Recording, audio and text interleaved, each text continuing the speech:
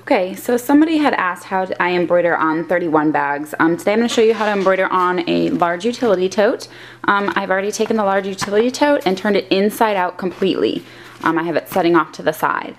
I have loaded my design into my machine, and let me go back a little bit. We are going to go to the layout. Whoops, there we go.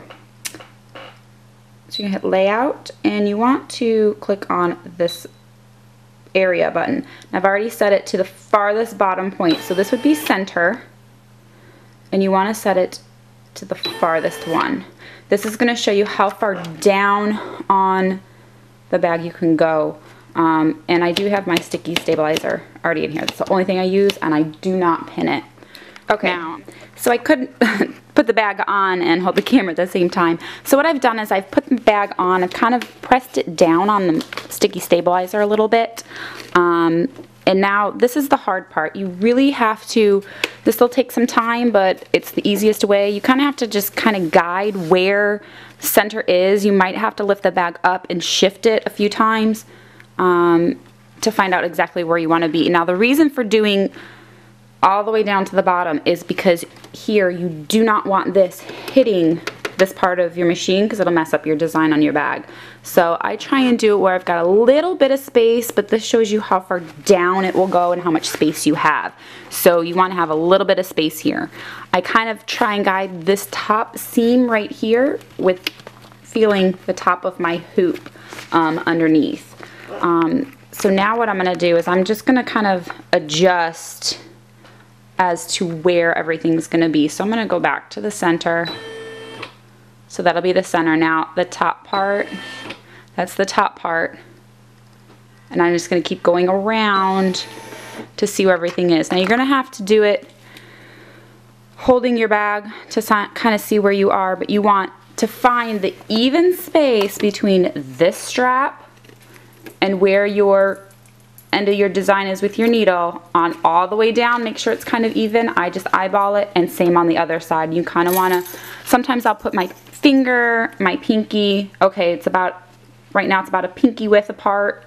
I'll do that on the other side and this side until it's perfect. Hold it down, and then I'll show you how I stitch. Okay, so I've set mine up. Everything lines up. It took me a little while, but I lined it all up, and now what I do is I just press down as much as I can on that sticky stabilizer to get it to stick. Now, when you're sewing, you're gonna have to hold this up. So I'm gonna start stitching, and then I'll come back and show you as it's stitching. Okay, so you can see that stitching, what I'm doing is I'm holding the bag up here to not put weight on the arm of the embroidery. I'm just holding it up here.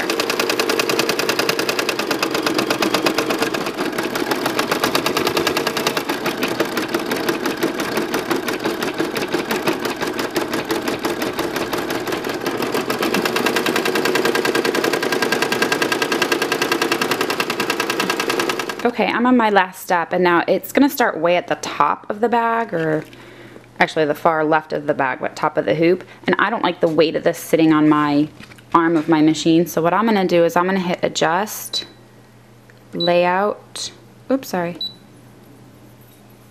adjust, nope, the plus minus. I'm going to go back a color. This way it puts it in the middle of my design, so I can easily change my thread color, which I need to do without the weight sitting on that arm. Okay, so I've changed my thread color. Now you can do this at any point. Just always make sure that when you're ready for that next color that you need to go back. So I was on step 4, so I'm just going to hit the plus on the spool, and I'm going to go to step 4, and then I'll start stitching.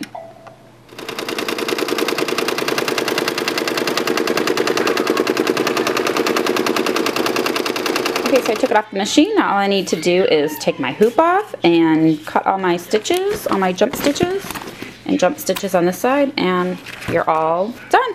Okay, there's the bag all done. Jump stitches cut, and you can see on the inside I tore off the stabilizer.